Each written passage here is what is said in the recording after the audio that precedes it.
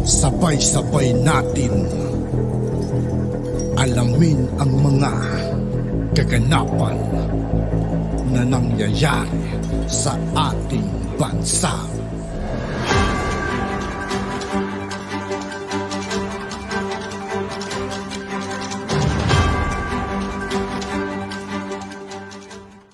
Yo, what's up mga kaibigan? This is I2K po again. Ngayon, nandito naman ulit tayo sa channel ni Pinas Trending Now TV. Dito naman ulit tayo magbibigay ng komento at reaksyon.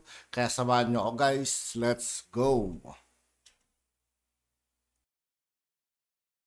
Finally, meron na sinabi si PBBM tungkol dito sa charter change. Ito sinabi niya. Bongbong Marcos asks Senate to lead review of economic provisions. Finally, mga kotsero, finally. Tagal na natin sinasabi to. Ang tagal na natin sinasabi to, mga kotsero. Finally, nagising sa kung ano ang dapat gawin ng ating gobyerno tungkol sa Chacha. Ito lang ang kailangan gawin, mga kotsero. Economic provisions lang ang kailangan pakialaman, wala nang iba. Ano bakit? Yung lumalabas kasi sa People's Initiative, mga kotsero, ang papakialaman yung kung paano dapat binabago ang saligang batas. Yun ang gusto nilang baguhin. Yun ang gusto nilang pakialaman. Huwag niyong pakialaman yun. That is the safeguard of the Constitution. Para pahirapan kayo ng konti. Kasi alam nyo, ang gustong gawin ng House of Representatives diyan sa kanilang People's Initiative ay padaliin kung paano baguhin ng ating Kongreso ang Constitution. It should not be. It should not be the case. Walang ganun. Hindi pwedeng ganun. Bakit? Kasi kapag napadali ang proseso ng pagpapalit ng saligang batas o pag-aamyenda at pagre-revisa ng saligang batas, kung sinong Poncio Pilato ang nakaupo bilang Senate President, actually hindi na Senate President sinong mang Poncio Pilato ang nakaupo bilang House of Representatives, Speaker of the House, magkakaroon ng napakalaking kapangyarihan. Yun yung gusto mangyari sa People's Initiative. Kaya hindi ako sold dyan sa People's Initiative na yan. It's all BS. And in fact, if I'm not mistaken, yun pa yung unang-una kong binatikos. Nung pumutok yung issue na yan ng charter change at People's Initiative, yun ang unang-una kong napansin. At hindi ko alam kung napansin din ng iba kasi yung ibang mga vloggers tumutok sila sa 100 pesos. I could care less doon sa 100 pesos. Ang paki ko ay kung ano yung babaguhin sa Constitution. Walang nakaisip, di ba? Asan yung mga vloggers na nakaisip nun? Parang hindi yata nila napansin. Kasi mga kotsero, doon sa People's Initiative, ang nakasulat, hindi nila papakailaman yung economic provisions. Ang papakailaman nila is Article 17. Article 17 is in reference to amendments and revisions to the Constitution. Ano babaguhin ang ating Constitution? Ang kung sino mang Poncio Pilato na gumawa nung People's Initiative, ang sabi, eto po ang babaguhin natin sa ating Constitution, Article 17. Section 1, Paragraph 1, na ang Constitution ay mababago sa boto ng Kongreso, 3/4 ng Kongreso, voting jointly.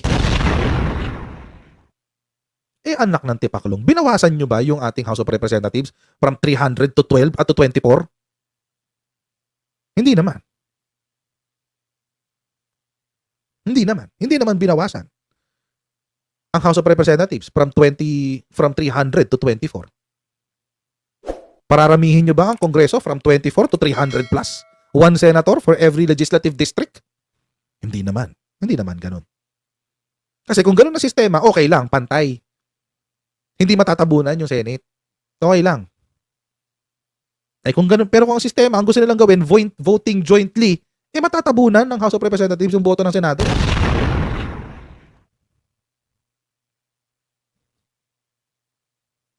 Ang bobo nila. Warbisda. Sabihin ko lang sa'yo.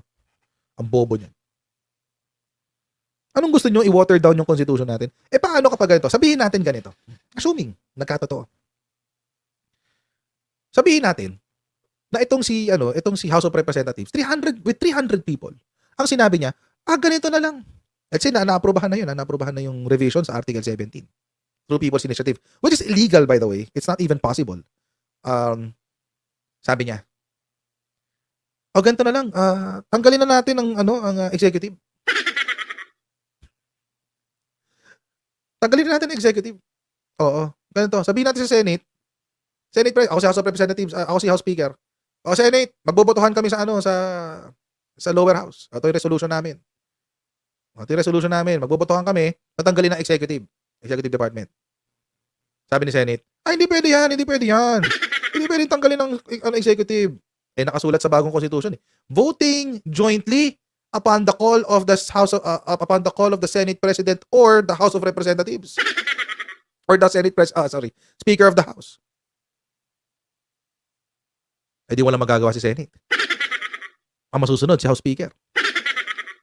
Ganong katanga yung statement na yun.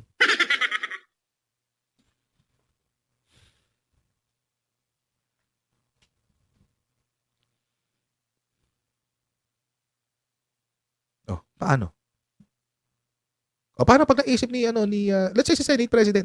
Sabi ni Senate President, Senate President, parang gusto kong tanggalin yung term limits. Oo, lahat ng elected officials should be elected forever until they are impeached. Oh, patay tayo dyan, guys. Oh. Syempre, politicians will always protect their interests. Paano ngayon yan? Sasabihin ni Speaker, ay, gusto ko yan. Let's vote jointly. All elected, ngayon, nasa Constitution mo, all elected officials shall be until impeached. Halimbawa lang naman yun. I'm pushing the example, or I'm pushing the thought to its extreme. Para lang ma-realize nyo kung gaano ka-stupid nitong People's Initiative na to. Kaya nga mga kotsero, buti na lang si PBBM already stepped in. Kaya happy ako dito sa nangyari na to. Buti na lang nakialam na si PBBM. Kasi kung hindi, talo tayong lahat, guys. Talo tayong lahat. Maniwala kayo. Talo tayong lahat. Philippine Consti Multiverse. Welcome to the Philippine Consti Multiverse.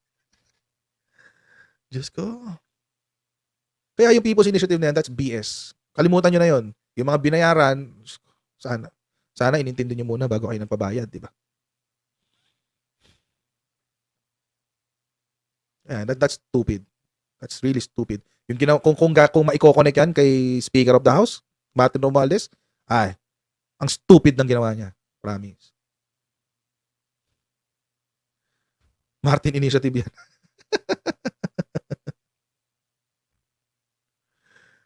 So, yun. Diba?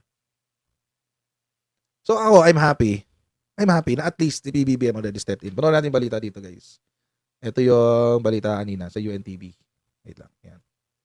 To make it clear that there are no other planned provisions or amendments on any other thing but purely economic in nature. Walang ibang pagbabago o amendment kundi para lamang sa nasa ilalim ng economic provisions ng saligang batas. Good. Partikular ang public services, education at advertising provisions. Ito ang tiniyak ni Senate President Juan Miguel Mig-Zubiri na laman ng resolusyon ng dalawang kapulungan ng Kongreso na personal niyang inihain kanina na nagsusulong ng pagbabago sa 1987 Constitution. Pirmado na ito ni Senators Sani Angara at Loren Legarda. Tatlo lang yung topic dito and napakasimple, napakalinaw. So, ito po ay gagawin natin para sa ganun we preserve the bicameralism of both the House of Representatives and the Senate. Okay. Appealing to the Speaker to do the same. And we're hoping that the Speaker does the same. Okay. So that the constitutional crisis can be averted. It's a hope. Paliwanag pa ni Zubiri, ang resolusyong ito ay i-adapt ng House of Representatives. Ito ang paraan para maiwasan ang constitutional crisis sa pagitan ng dalawang kapulungan. That was the agreement that we made in Malacanang on the 11th of January at 4 p.m. Okay. Sir, last question. So yan yung agreement po namin, and I hope all parties will agree. And we thank the President for that, because ang totoo dyan talaga magkakaroon ng constitutional crisis. Hindi po talaga papayag.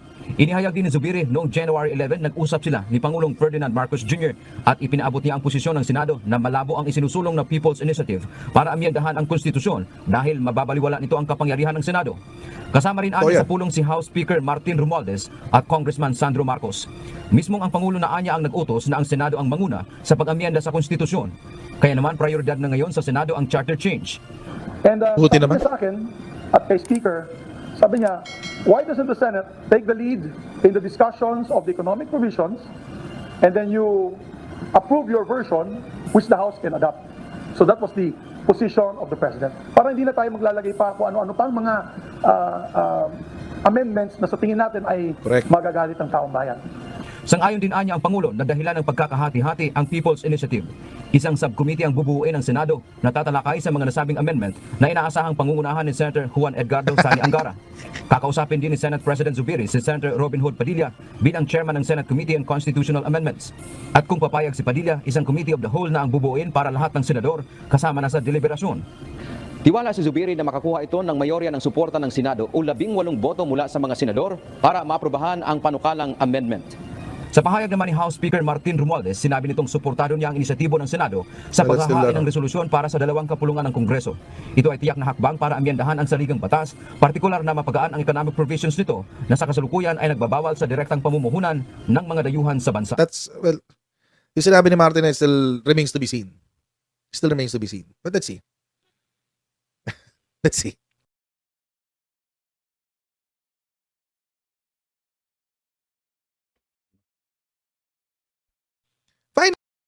At yun, excuse mga kaibigan. At yun nga po mga kaibigan, dito po nagtatapos ang ating reaction video. Muli ako po si I2K ng Sundalo ng Dunggalo. Maraming salamat sa patuloy na pagsuporta. Yeah. Peace out.